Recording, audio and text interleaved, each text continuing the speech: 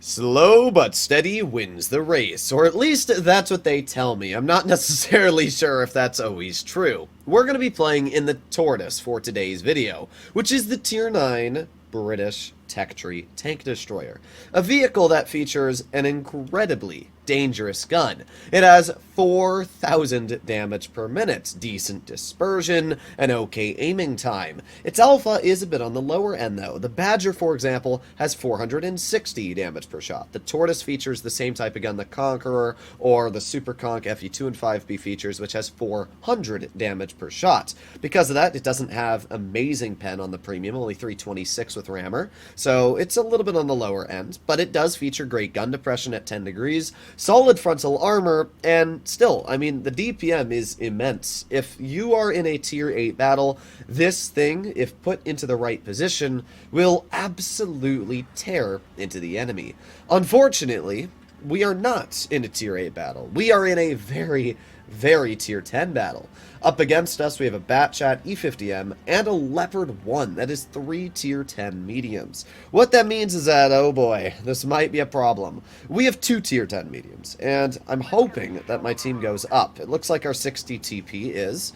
Our VZ55 is going down, but yeah, this isn't looking great. I'm going to be real.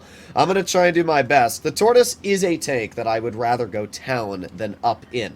But at the same time, the enemy team has 3 mediums, and in my opinion, it's really important that we deal with these mediums as fast as possible. So I guess we'll find out what exactly happens here. Now, weirdly enough, we haven't actually seen... Oh, there they are. I was like, we haven't seen any mediums yet, but now we have. So we've already got 4 tanks spotted. We got the 4005 and then all the mediums. Our Patton has managed to bleed a pretty significant amount of health. Now we got the M103 spotted. So their whole team is over here. And while this is going on, our Patton is bleeding like crazy, which is not good by any means. Let's get a shell into the 4005. There you go. But holy crap, our team is bleeding health fast. The Leopard gets shot, and we get a shell into the Leopard as well.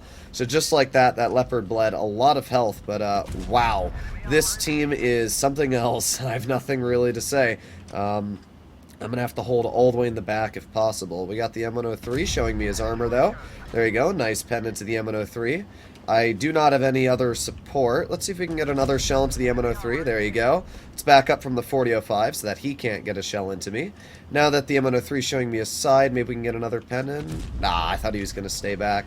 Alright, well, there's a nice bounce. And let's see. We got the Batchat rushing me right now. So let's go for a shell into the Batchat. There you have it. Nice. Alright, now we're just going to turn our tank, keep turning, and bonk, there you go. Nice shot. Unfortunately, that's about the end of our battle. Although maybe not, if we can keep backing up in a way that... No, we're just screwed. I'm going to be real. This is over for me.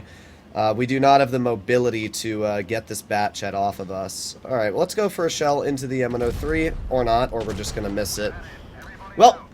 You can see the upsides and the downsides of the Tortoise. The upsides are that the gun is incredible, and we did actually get a pretty decent farm out. The downsides are the fact that my E4 and VZ55 went down. If these 2 players did not go down, possibly could have won. But instead our E4 resorts to calling the team a bunch of pathetic morons. Wow, who could have guessed that? We lost the game. Unfortunate, really. Nothing else to say there.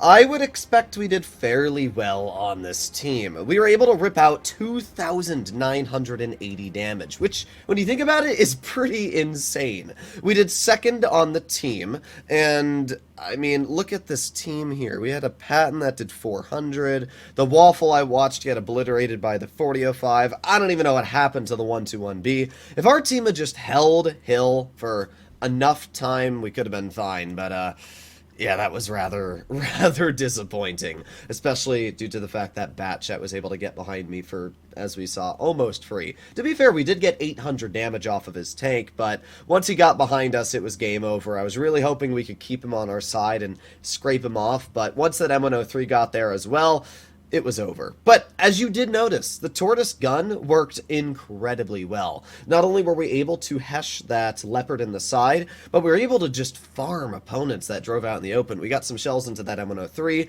we got 3 shots into that Batchat. I mean, we were an absolute menace to them, and we held that line pretty dang well. It's just, again, a little unfortunate that at the end of the battle, we were literally trying to hold the entire enemy team. Once again, we are in a tier 10 battle.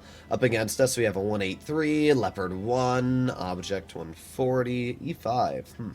They got some strong tanks. We are by far the slowest vehicle out of everybody in the entire game, so we'll see how that works out for us. As of right now, I'm going to make my way over towards C, but looks like nobody's going to go there with me, so never mind. We're going to go to medium side. This is where driving the Tortoise feels angering, is the best way to describe it. The Tortoise does well on flat ground, and it does well when you can, for example, see this building here? It does well when you can hide the hatch around the building's corner like this. That's where it does well.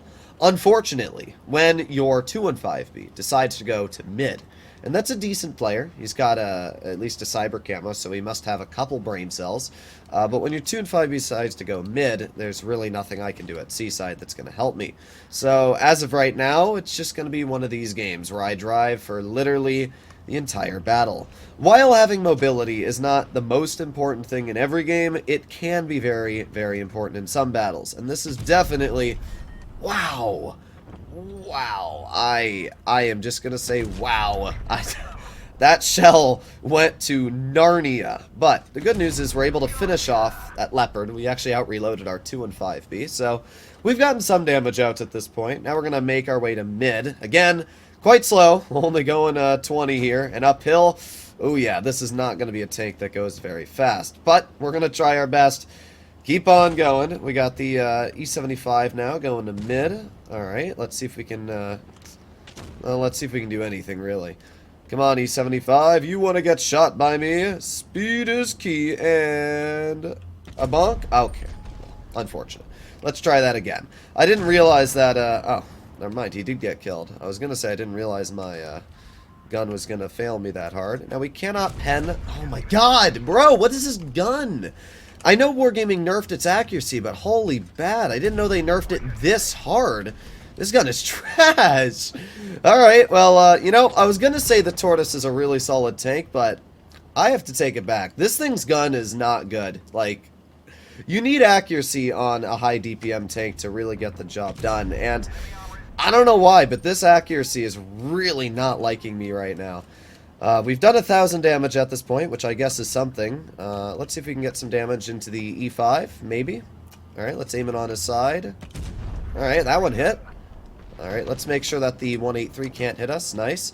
He's now fired 2 shells at us and not hit either. Let's turn to the 183 now. Let's aim it on his track wheel. Well, we hit him at least. I'll take that.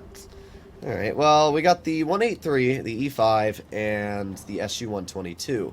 The SU is spotted like 2 miles away from us, so there's no way we're going to get to him.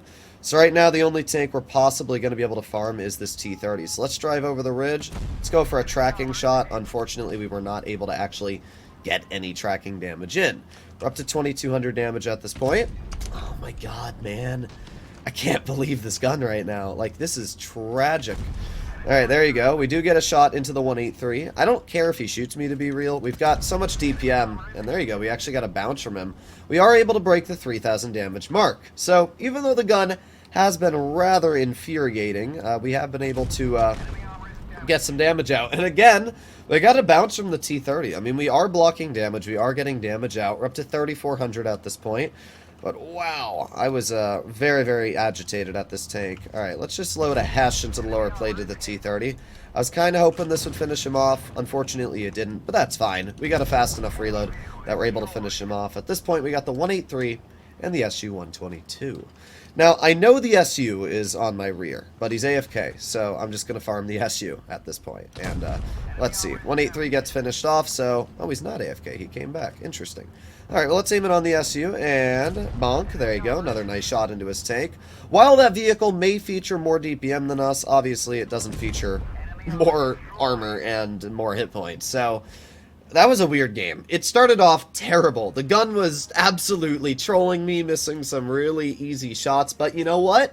We were able to come out with a victory in the end, deal 4,800 damage, and pull out a mastery, so I guess I really can't complain. The Tortoise is one of those tanks that it can do incredibly well if given the opportunity to farm. But if you don't get the opportunity, then it just falls apart so dang fast. It's a fun tank, it's got a really good gun, but wow, sometimes can it be infuriating. I'll see you all in the next one. Bye-bye.